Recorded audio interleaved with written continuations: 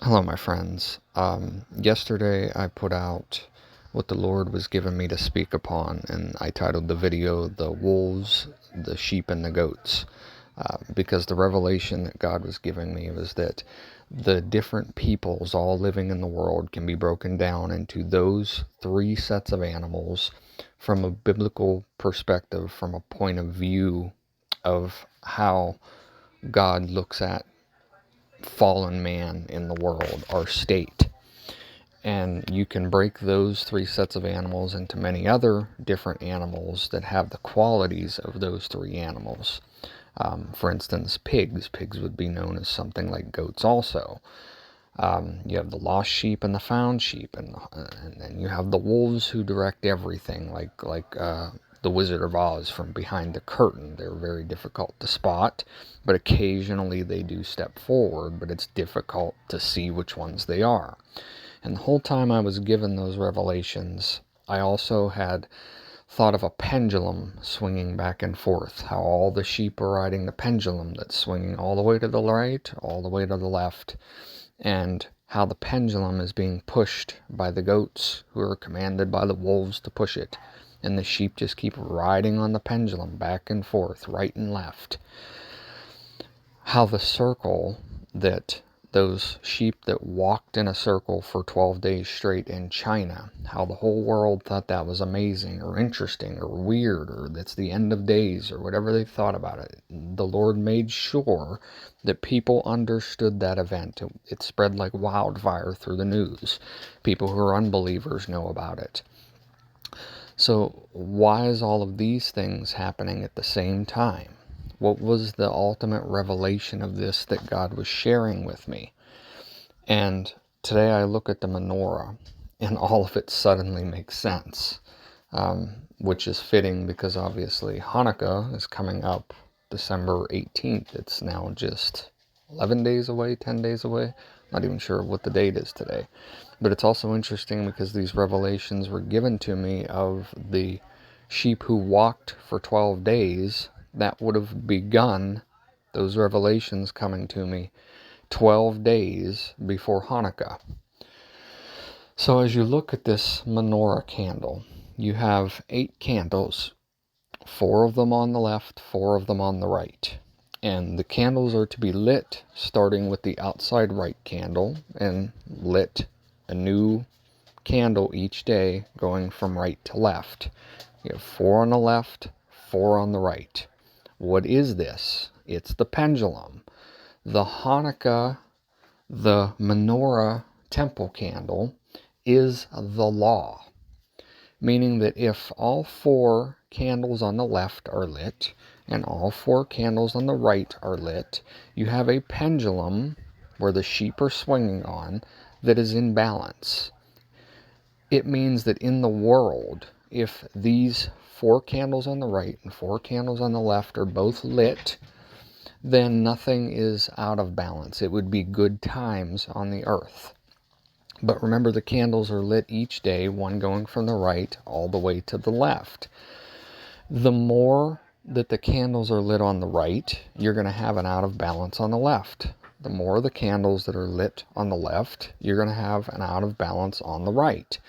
And whenever you come to the last days, you go to the parable where Jesus says, if your left hand causes you to sin, cut it off. It is better to lose your hand than to spend an eternity in hell. The world, the law, is completely out of balance amongst the nations to the left. The left control everything. They own the corporations, they own Hollywood, they own the government, they own the deep states. They own everything. Everything is out of whack to the left. That's why lawlessness has come through. That's why you can't safely walk in a city anymore. That's why the peace was taken away, because the law in the world is out of balance. Whenever you have the pendulum swinging freely back and forth, it creates a balance for itself. This is the law.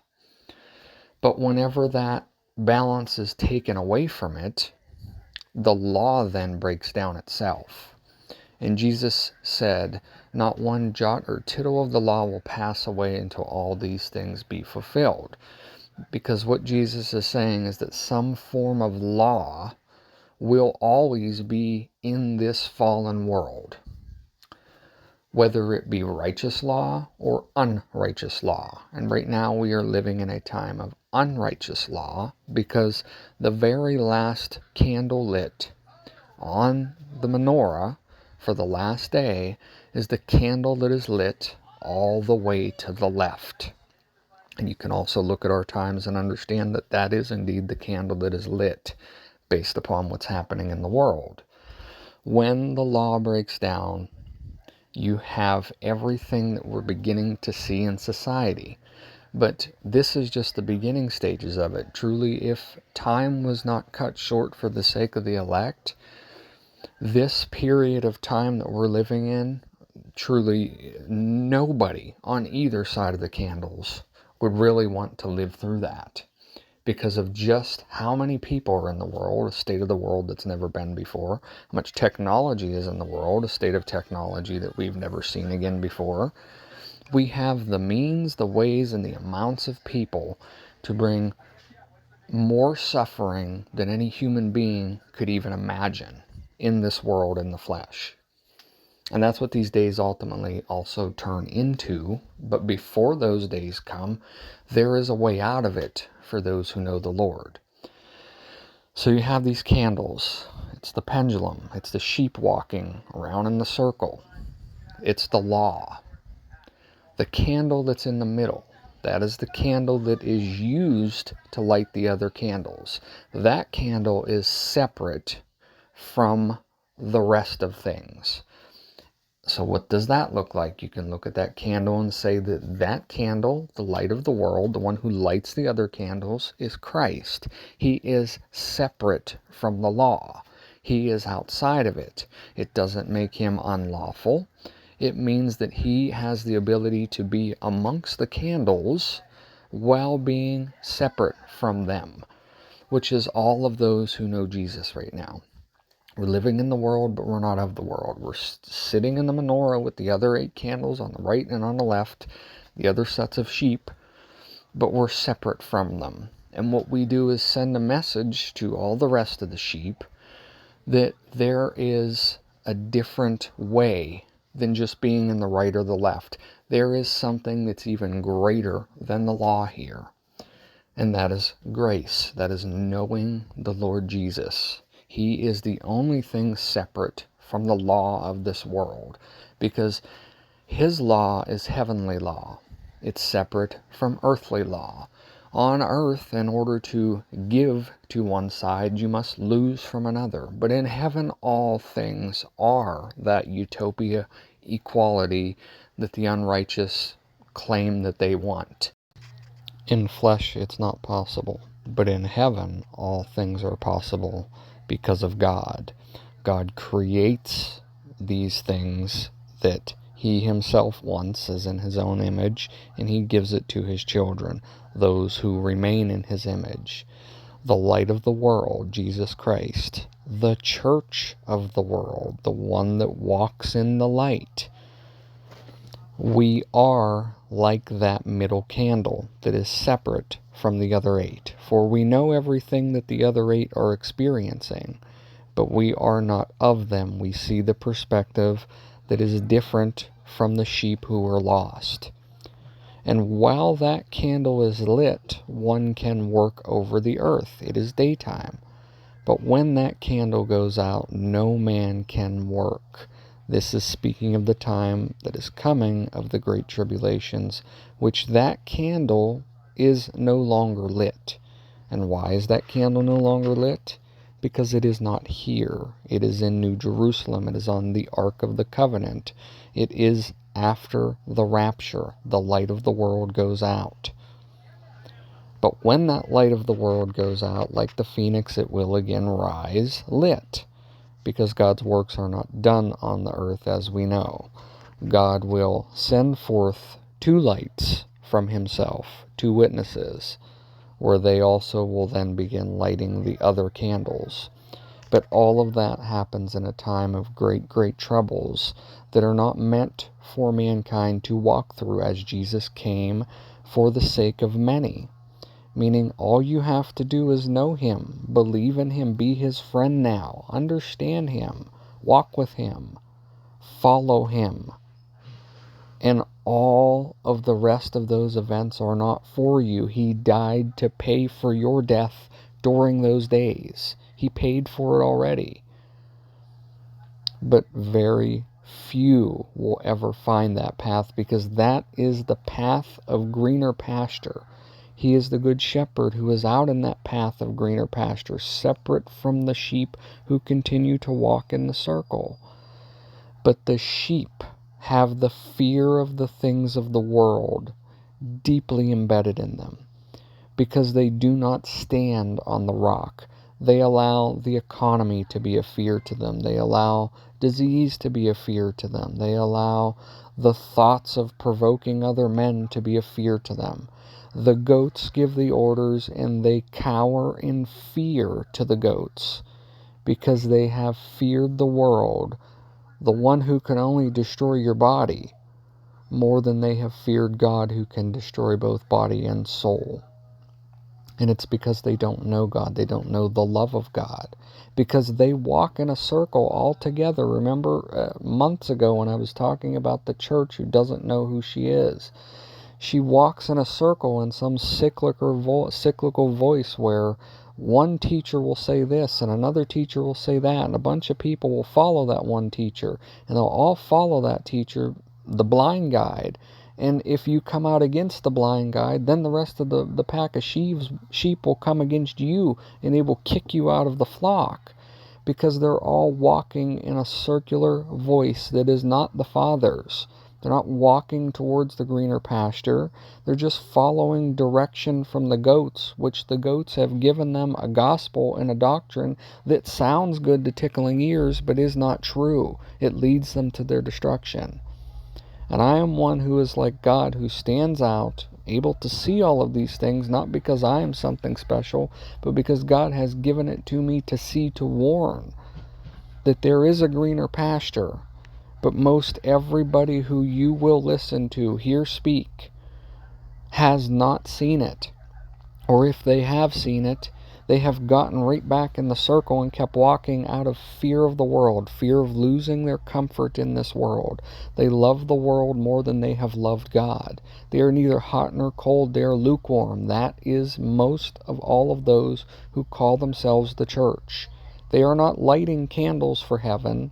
They're lighting candles, kindling the fire to destruction.